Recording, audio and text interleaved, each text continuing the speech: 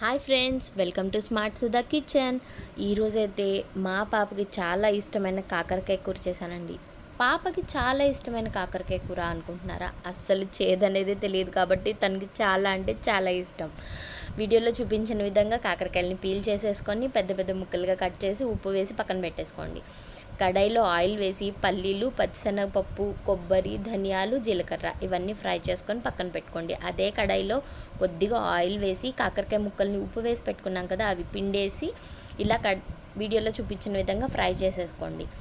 Fry చేసుకోవడం start చేయండి. కొద్దిగా టైం పడుతుంది కాబట్టి ఈలోగా మిక్సీలో నువ్వులు, కసూరి మెతి, ఉప్పు, పసుపు, కారం మనం వేయించి పెట్టుకున్నవన్నీ ముందుగా ఇవన్నీ మిక్సీ వేసి పక్కకు పెట్టేసుకోండి.